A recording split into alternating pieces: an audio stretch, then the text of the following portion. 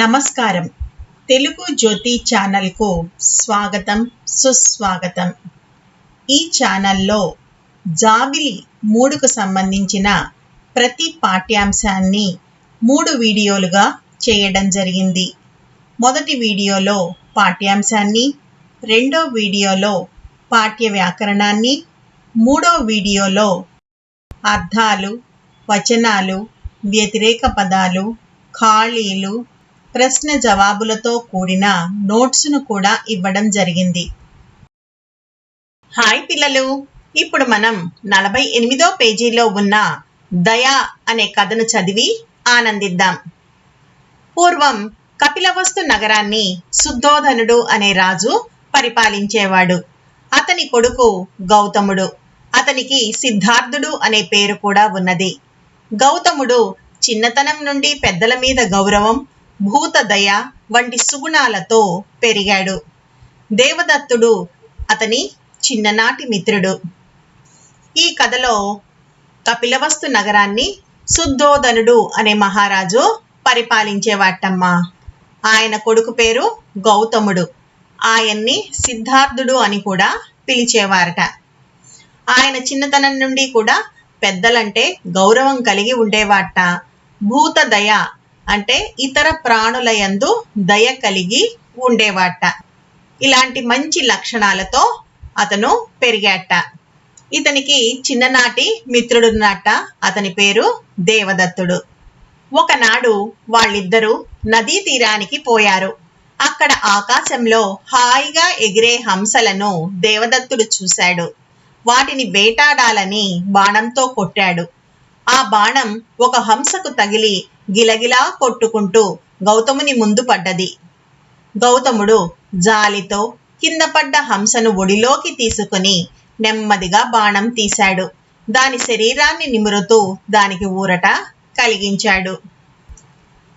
ఒకసారి ఏం జరిగిందిటమ్మా, గౌతముడు, దేవదత్తుడు ఇద్దరూ కలిసి నదీ తీరానికి వెళ్ళారట.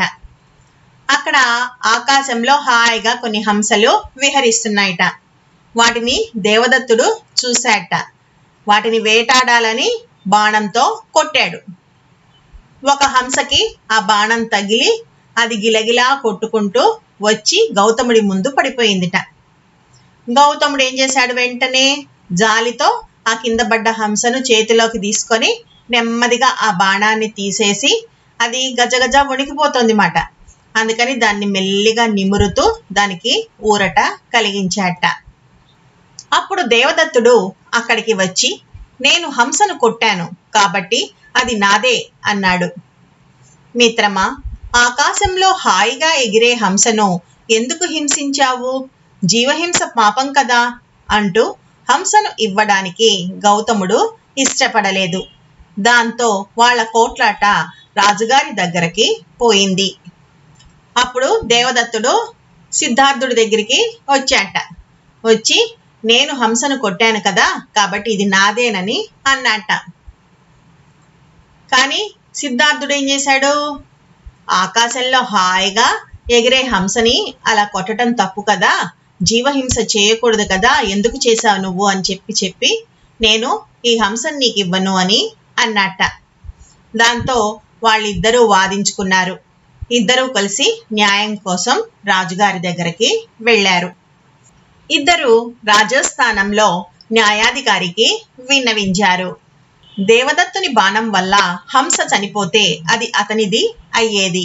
కానీ భూత దయతో గౌతముడు దాని ప్రాణాన్ని కాపాడినందువల్ల అది గౌతమునిదే అవుతుందని న్యాయాధికారి తీర్పు చెప్పాడు. ఈ తీర్పుతో దేవదత్తుడు సంతోషపడలేదు. వెంటనే న్యాయాధికారి ఒక పీటను తెప్పించి దాని మీద హంసను ఉంచమన్నాడు. గౌతముణ్ణి, దేవదత్తుణ్ణి విడివిడిగా హంసను పిలవమన్నాడు. అది ఎవరి దగ్గరికి పోతే అది వారిది అవుతుందని చెప్పాడు. మొదట దేవదత్తుడు హంసను పిలిచాడు. ఇద్దరు కలిసి రాజస్థానానికి వెళ్ళి అక్కడ ఉన్నటువంటి న్యాయాధికారికి తమ యొక్క సమస్యని వివరించారట.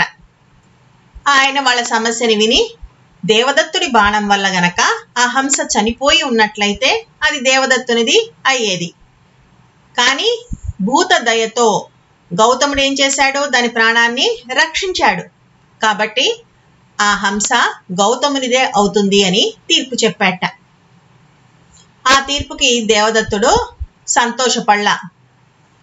దాంతో న్యాయాధికారి ఏం చేశారు? ఒక పీఠం తెప్పించి దాని మీద హంసని ఉంచారట. దేవదత్తుణ్ణి గౌతముణ్ణి విడివిడిగా ఆ హంసని పిలవమన్నారట. ఎవరు పిలిస్తే వాళ్ళ దగ్గరికి హంస వెళుతుందో ఆ హంస వాళ్ళదే అని చెప్పారట. మొదట దేవదత్తుడు హంసను పిలిచాట. అతని కోపపు చూపుకు, కఠినమైన పిలుపుకు హంస రాలేదు. గౌతముడు ఆప్యాయంగా హంసను పిలవగానే ఆ హంస అతని ప్రేమపూర్వకమైన పలుకులకు ఎగిరి వచ్చి చేతిపైన వాలింది. గౌతముని అహింసా పద్ధతికి సభలోని వారంతా చప్పట్లు కొట్టారు. రాజు, న్యాయాధికారి సంతోషించారు. దేవదత్తుడు ఏం చేశాటమ్మా? దాని వంక కోపంగా చూస్తూ కఠినంగా పిలిచాట. పిలిచేసరికి హంస అతని దగ్గరికి వెళ్ళలేదు. గౌతముడేమో ప్రేమగా హంసను పిలవగానే అది వెంటనే వచ్చి గౌతముని చేతిలో వాలిందిట. గౌతముని యొక్క అహింసా పద్ధతికి సభలో వారందరూ కూడా చాలా సంతోషించి గట్టిగా చప్పట్లు కొట్టారట. రాజుగారు, న్యాయాధికారి కూడా ఎంతో సంతోషించారట. అందువల్ల కాఠిన్యం కంటే ప్రేమ, దయ ఉన్న వాళ్ళకే అందరి మన్నన దొరుకుతుంది. ఈ కథలో నీతేంటమ్మా? కఠినంగా ఉండేవారి కన్నా ప్రేమతో, జాలితో ఉన్న వాళ్ళకే అందరి యొక్క గౌరవము లభిస్తుంది అని చెప్తున్నారు. ఈ కథ చాలా బాగుంది కదమ్మా. దీనిని మరొకసారి చదవండి. ఈ వీడియో మీకు నచ్చినట్టయితే లైక్, షేర్ మరియు సబ్స్క్రైబ్ చేయండి. కొత్త వీడియో నోటిఫికేషన్ కొరకు బెల్ ఐకాన్ను ట్యాప్ చేయండి.